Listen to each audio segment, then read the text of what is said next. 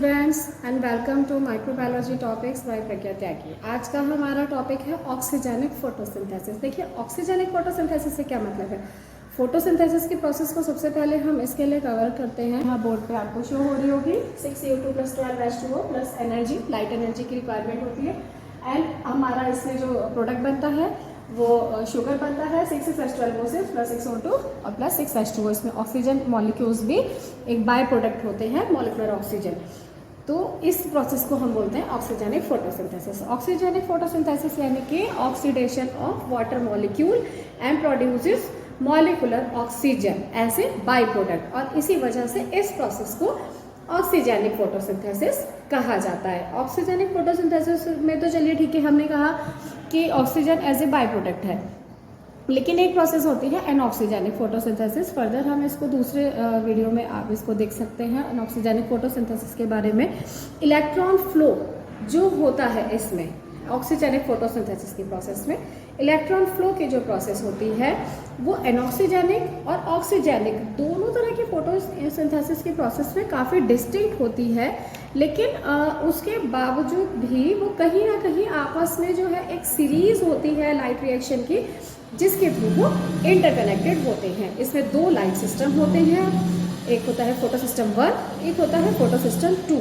दोनों ही आपस में जो है वो क्या बोल सकते हैं हम उसको, रिएक्शन सेंटर के बेस पे दोनों ही आपस में डिस्टिंक्ट होते हैं, मतलब कि डिफरेंट होते हैं। जो फोटो सिस्टम 1 होता है उसका क्लोरोफिल जो होता है वो P700 कहा जाता है। क्यों? क्योंकि वो हाई स्पेक्ट्रम पे जो है लाइट को एब्जॉर्ब करता है, हाई वेवलेंथ पे लाइट को एब्जॉर्ब करता है।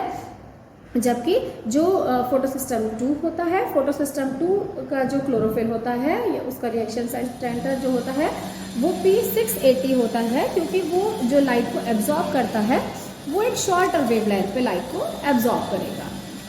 अभी ये चीज़ हमने देख ही ली है कि इसमें वाटर का भी जो है यूज़ यहाँ पर हो रहा है। वाटर को एज ए इलेक्ट्रॉन डोनर यहाँ पे हम लोग जो है वो इस रिएक्शन में भी आप देख रहे हैं वाटर मॉलिक्यूल यहाँ पे as a electron donor use हो रहा है, जो कि रिड्यूस करता है NADP को NADPH में, और एज मॉलिक्यूलर ऑक्सीजन को एज ए बाय प्रोडक्ट यहाँ पे वो रिलीज करता है।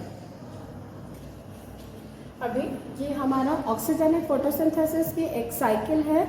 ऑक्सीजेनिक फोटोसिंथेसिस की जो प्रोसेस पूरी होती है ये किस तरह से होती है, इसमें क्या है, देखिए ये क्या है P700। अभी मैंने आपको बताया भी था P700 जो है इसका रिएक्शन सेंटर कहलाता है। P700 रिएक्शन सेंटर ऐसे करके यहाँ पे जो है ये एक्साइटेड हुआ। P700 यहाँ पे इलेक्ट्रॉन्स एक्साइटेड होते हैं P700 पे, and they will move to chlorophyll A molecule. Chlorophyll A molecule की तरफ मूव करते हैं, देन ये आयरन सल्फर प्रोटीन कॉम्प्लेक्स की तरफ मूव कर जाता है, ये FeS प्रोटीन यानी कि आयरन सल्फर प्रोटीन कॉम्प्लेक्स की तरफ। देन यही इलेक्ट्रॉन जो है इवेंचुअली ट्रांसफर हो जाता है फेरेडॉक्सिन की तरफ, FD यानी कि फेरेडॉक्सिन। यहाँ से ये इलेक्ट्रॉन ट्रांसफर होता है साइटोक्रोम B6 पे, एंड देन वहाँ से ये इलेक्ट्रॉन ट्रांसफर होता है प्लास्टोक्विनोन के थ्रू होते हुए। यहाँ से ये इलेक्ट्रॉन साइटोक्रोम B6 और साइटोक्रोम C से होता हुआ प्लास्टोक्विनोन यानी कि PQ, यहाँ पे एक स्टेप है इसका प्लास्टोक्विनोन। प्लास्टोक्विनोन से होता हुआ ये जो हमारा इलेक्ट्रॉन होता है ये प्लास्टोसाइलिन के पास पहुंच जाता है। प्लास्टोसाइलिन क्या होता है, प्लास्टोसाइलिन एक इलेक्ट्रॉन कैरियर का काम यहाँ पे करता है। देन ये प्लास्टोसाइलिन से यही इलेक्ट्रॉन जो है वापस से जो ऑक्सीडाइज रिएक्शन सेंटर है P700 यहाँ पर मूव कर जाता है। तो इसमें जो इलेक्ट्रॉन का जो ट्रांसफर हो रहा है, यहाँ से स्टार्ट होकर इलेक्ट्रॉन यहाँ पे वापस आ रहा है, ये ट्रांसफर जो हो रहा है पूरा ये साइक्लिन पाथवे में हो रहा है, और इसीलिए इस प्रोसेस को साइक्लिक फोटोफॉस्फोराइलेशन भी बोलते हैं, साइक्लिन पाथवे भी बोलते हैं, और ये ऑक्सीडेटिव फॉस्फोराइलेशन की प्रोसेस का एक पार्ट होता है।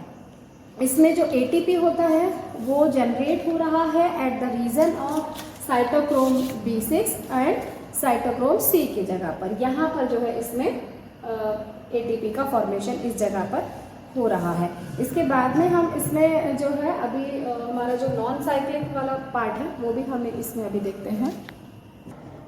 अभी ये आगे हमारा ये वाला जो साइकिल है ये हमारी नॉन साइक्लिक फोटोफॉस्फोराइलेशन या नॉन साइक्लिक वाला पार्ट है, और ये हमारा स्टार्ट जो है अभी जैसे हमने ऑक्सीजेनिक में हमने साइक्लिक का करा, ऐसे हम इसमें नॉन साइक्लिक में करें। इसमें क्या है कि जो इलेक्ट्रॉन रिलीज हो रहा है वो रिलीज तो फोटो सिस्टम से ही हो रहा है, P680 से रिलीज हो रहा है, लेकिन जो वो इलेक्ट्रॉन वापस से बैक नहीं आ रहा है, इसमें नहीं आ रहा है। ऑक्सीजेनिक में क्या था, 700 से शुरू होकर 700 पे आ जा रहा था, लेकिन नहीं, नॉन साइक्लिक में क्या है, रिएक्शन सेंटर से स्टार्ट होता है, रिएक्शन सेंटर में वापस नहीं जाता है।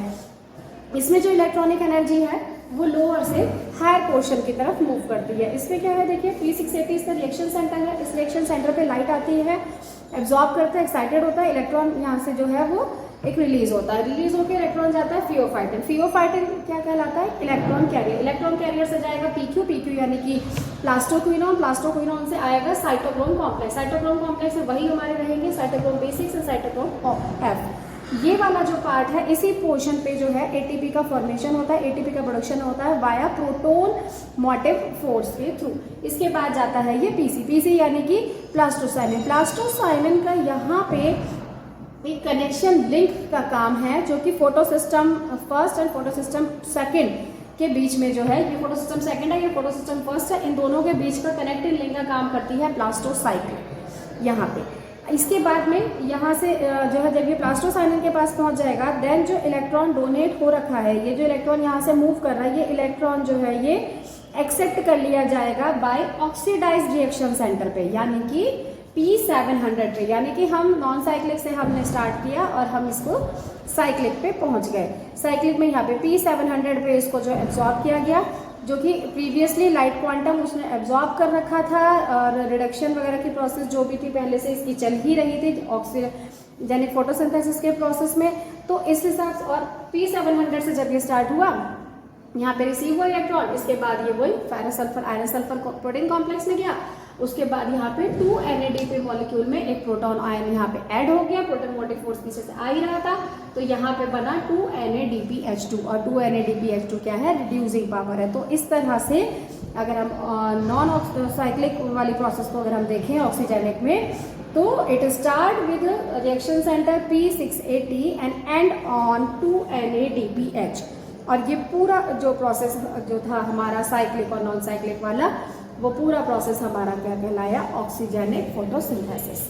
तो इसके अगर आपको कोई भी डाउट्स हो तो आप मुझे कमेंट कर सकते हैं, लाइक करें, सब्सक्राइब करें। Thank you.